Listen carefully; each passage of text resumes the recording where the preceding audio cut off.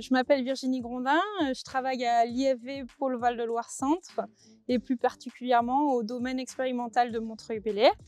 Je m'occupe de tout ce qui est le matériel végétal sur le Val-de-Loire, c'est-à-dire la conservation des cépages, la sélection, la diffusion du matériel végétal auprès des pépiniéristes et aussi la création variétale. Ici, vous êtes sur le domaine expérimental de Montreuil-Bellay et plus particulièrement sur la parcelle conservatoire de Chenin. Donc, c'est une parcelle qui a été plantée à partir de 2017 et jusqu'à 2023, qui contient de nombreuses accessions de chenin. Donc, une accession, c'est un individu de chenin qui a des critères particuliers, on va dire.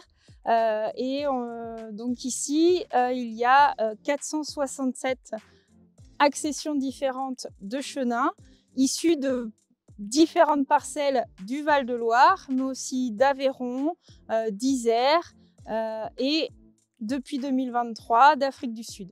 C'est un conservatoire unique au monde, il n'y a pas d'autres conservatoires de chenin répertoriés à ce jour. Pour un même cépage, il y a ce qu'on appelle de la diversité intravariétale.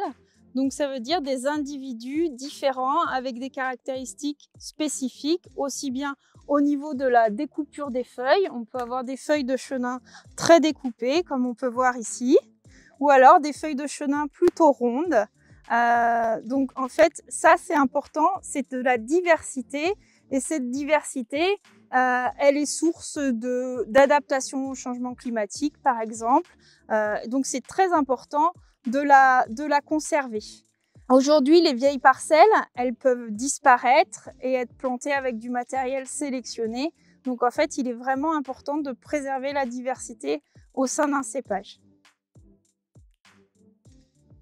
L'objectif numéro 1 d'un conservatoire, c'est donc de préserver cette diversité sur un même site et de pouvoir ensuite l'étudier et de voir si certains individus sont plus adaptés pour tel type de production, par exemple une production en vin sec, une production en vin de base, ou sont plus aptes à avoir de la surmaturation.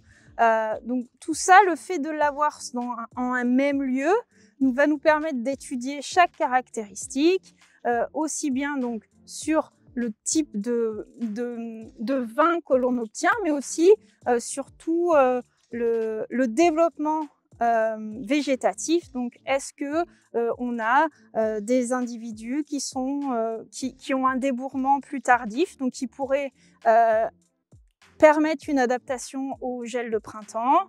Est-ce que j'ai des grappes plus serrées ou des grappes plus lâches qui permettraient une meilleure lutte contre la pourriture grise? Est-ce que j'ai des individus qui sont moins sensibles au mildiou, à l'oïdium, etc., etc. Donc tout ça, ça va être étudié. On va étudier tout le développement dans tout ce qu'on appelle la phénologie et ensuite toute la maturité pour nous permettre de repérer des individus qui potentiellement peuvent être intéressants pour la viticulture du futur. Une fois toutes ces expérimentations menées à terme, il y a deux possibilités. Soit on fait agréer de nouveaux clones, soit on diffuse une sélection massale avec des potentiels agronomiques qui sont déjà connus et qui sont bien identifiés. Donc, par exemple, une sélection massale avec que des individus qui contiennent des grappes lâches, une sélection massale avec des individus plus tardifs, etc. C'est un observatoire d'avenir, c'est aussi sur le long terme, parce que c'est des observations qui doivent être faites sur plusieurs années consécutives, au moins 5 à 6 ans, afin de pouvoir être sûr des résultats.